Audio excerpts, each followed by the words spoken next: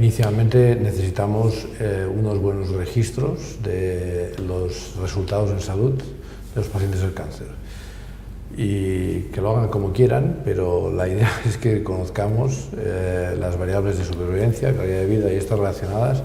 Para mí son muy importantes para construir algo que luego podamos ir midiendo en el tiempo, ¿vale? Por lo tanto, yo pienso que generar Big Data, como decía antes, o datos de supervivencia, historias clínicas conectadas, en fin, información y especialmente resultados en salud es absolutamente fundamental. Y este es uno de mis, y a mí yo supongo que nos concentráramos con esto, las demás cosas ya se podían ir midiendo, porque hoy en día, pues gracias a Dios, pues mira, ya sabes lo que te cuesta una estancia media, ya puedes calcular lo que te cuesta no sé qué, y hay unos sitios donde hay más información o menos, pero yo donde sufro más es en la información de resultados en salud. Y como todo teóricamente, para ser eficientes lo tenemos que confrontar con los resultados en salud, si realmente no tenemos esto, al final todo lo que hagamos serán excusas, pero no seremos eficientes. Doctor Moore. Bueno, yo creo que para mejorar la gestión de la enfermedad oncológica hay que cambiar bastante la propia concepción que tenemos de la enfermedad y del abordaje de la misma. Es decir, conocemos y mucho, pues gracias a la genómica y otros avances científicos, la etiopatogenia del mismo, pero lo que es cierto, y lo apuntaba antes el profesor Camps acertadamente, el cáncer es mucho más que la mutación de un protoncogene y la aparición, evidentemente, de proteínas anómalas y una reproducción celular anómala. Es una enfermedad que altera y mucho la homeostasis, la alostasis del organismo, que tiene implicaciones en la salud global en general y que requiere, evidentemente, una aproximación a los determinantes indirectos que provocan el cáncer y que están probablemente detrás de todo aquello que aumenta la incidencia. La polución atmosférica, la alimentación que tenemos a día de hoy, la ausencia de hábitos saludables, la vida en general en las grandes poblaciones, son cuestiones que no se abordan ni desde la prevención ni desde la promoción, porque hablando de costes y de sostenibilidad, el cáncer de pulmón y de tráquea conlleva, tanto en hombres como en mujeres, un coste aproximado de 200 millones de euros al año en España. ¿Cuánto se invierte en campañas para la prevención tabáquica? ¿Qué intereses hay detrás también de que esto no sea así? Son preguntas que evidentemente habría que hacerse. Creo que además las aportaciones científicas modernas desde la psico-neuro-inmunoendocrinología nos dicen muy claramente cuáles son los determinantes indirectos desde otros aparatos y órganos de nuestro organismo que pueden ayudar o no al paciente oncológico, y creo que hay que potenciar todo ello. Y quizás es un aspecto que para mí es muy importante como presidente de la Sociedad Española de Medicina Psicosomática, pero prestamos muy poca atención a qué ocurre con el resto de la persona enferma cuando estamos ante un paciente oncológico. Y lo elevo mucho más allá del mundo sanitario. Probablemente el cáncer necesita una estrategia y un plan estratégico que vaya mucho más allá de lo sanitario. Es decir, el cáncer y la salud del paciente con cáncer tiene que estar en todas las políticas. Hay que involucrar al medio educativo, a empleo, a servicios sociales y sobre todo aprovechar todo ese torrente de energía que emana de la población, que emana de los pacientes, de sus familiares, para, en connivencia con ellos, hacer estrategias que realmente tengan impacto visual, impacto mediático y que mejore. Y la tercera pata o la tercera propuesta de futuro clara, evidentemente, pasa por la investigación preclínica, pero por la clínica. Probablemente la solución de desinvertir e invertir en otras cuestiones necesite, evidentemente, datos con evidencia suficiente. Y eso únicamente nos lo va a dar la investigación. Yo tengo el honor de dirigir un hospital depositario de un estudio de RC que ahora trabaja en el campo de la inmunoterapia, pero sobre todo en el cultivo de linfocitos natural killers del propio paciente oncológico y su reinoculación dentro de un modelo avatar en el carcinoma de páncreas. A veces no utilizamos suficientemente las propias herramientas terapéuticas que nuestro organismo, nuestro sistema inmunológico nos da, pero eso solo lo podremos verter en la atención sanitaria de nuestros pacientes cuando tengamos una suficiente colección de evidencias y una N aceptable. Gracias, doctor Moore. Doctor Díaz Rubio.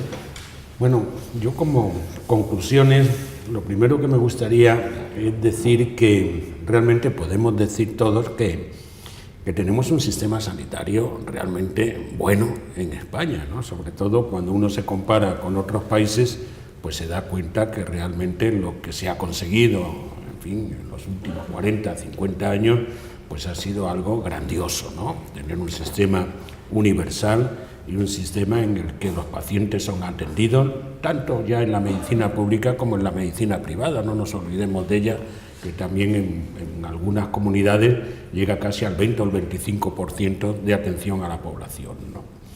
Pero claro, dicho esto, en esa situación, entre comillas, de bondad, tenemos que pensar que tenemos que andar y tenemos que ir hacia el futuro, ¿no? Y yo no veo otro futuro que, como decía Einstein, pues que hay un cambio. Tenemos que cambiar y tenemos que realmente hacer las cosas mejor de lo que lo hacemos en el momento actual. Y hay oportunidades ahí. Yo creo que dentro de los hospitales hay un campo de mejora enorme en temas de organización, en temas de multidisciplinariedad. Todos los especialistas tienen que participar en las decisiones que se toman en los pacientes con cáncer. Tenemos que hacer que sea realidad la innovación dentro de los hospitales y tenemos que tener circuitos prioritarios para los pacientes con cáncer. Esto ya lo decíamos en el plan de cáncer que se realizó en el año 2003 y que luego posteriormente ya fue publicado como una estrategia en el año 2006, ¿no? Este circuito prioritario de los pacientes con cáncer es absolutamente, a mi modo de ver, crítico.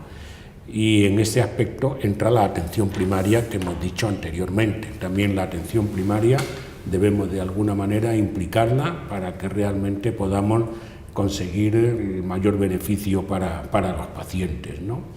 Y no me olvido también de algo que ayudará a la sostenibilidad del sistema, ¿no? Porque aunque hay muchas bolsas de ineficiencia dentro de lo que hacemos en el día a día, pues una de ellas, no cabe duda, que está en el gasto que tenemos en los fármacos, como se ha dicho anteriormente, ¿no?